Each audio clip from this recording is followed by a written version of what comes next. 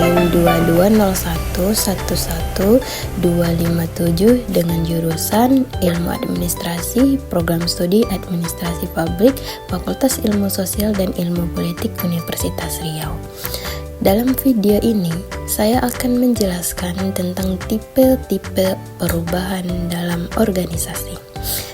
Perubahan dalam organisasi adalah hal yang tak terhindarkan dan seringkali diperlukan untuk mengidentifikasi efisiensi, adaptasi, dan meningkatkan ketahanan terhadap lingkungan dan pencapaian suatu strategis. Berikut ini adalah penjelasan lengkap mengenai berbagai tipe-tipe perubahan yang dapat terjadi dalam organisasi. 1. Perubahan struktural. Perubahan struktural melibatkan modifikasi dalam struktur organisasi, termasuk pengaturan hierarki, pembagian tugas, dan alur komunikasi. Tipe perubahan ini seringkali dilakukan untuk meningkatkan efisiensi operasional atau untuk merespon perubahan pasar. Contoh dari perubahan struktural meliputi 1. Reorganisasi, yaitu mengubah struktur organisasi untuk mengurangi biaya atau meningkatkan responsivitas. Selanjutnya itu ada penggabungan atau akuisisi, di mana ini menginteraksikan dua atau lebih organisasi yang menjadi satu entitas yang baru.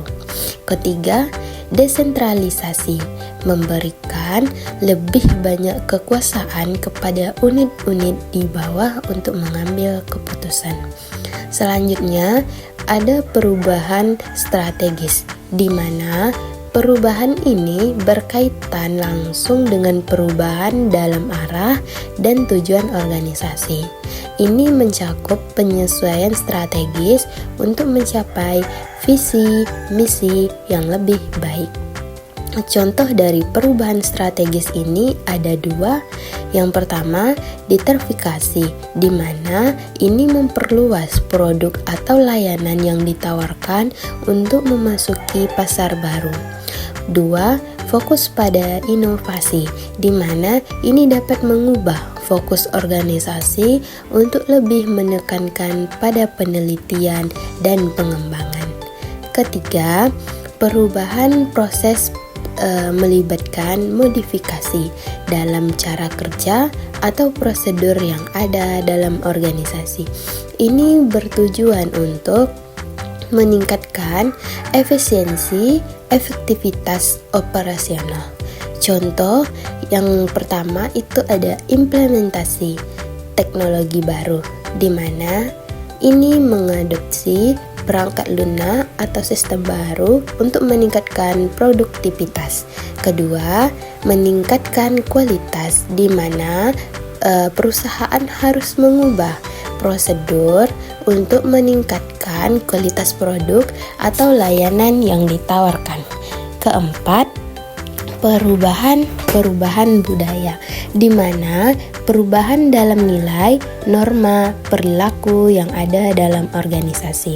Ini seringkali diperlukan untuk menciptakan lingkungan kerja yang lebih positif dan produktif. Contoh perubahan budaya meliputi pengembangan nilai-nilai baru, menerapkan nilai-nilai seperti kolaborasi, inovasi, atau keberagaman dalam budaya organisasi. Selanjutnya, perubahan dalam gaya kepemimpinan, mengadopsi pendekatan kepemimpinan yang lebih inklusif dan partisipatif. Kesimpulannya, perubahan dalam organisasi dapat terjadi dalam berbagai bentuk, termasuk perubahan struktural, strategis, proses, budaya, dan teknologi. Memahami tipe perubahan ini sangat penting bagi manajer dan pemimpin organisasi untuk dapat merencanakan atau mengelola perubahan dengan efektif dengan pendekatan yang tepat, organisasi yang beradaptasi dengan cepat terhadap tantangan dan peluang yang muncul di lingkungan bisnis yang dinamis.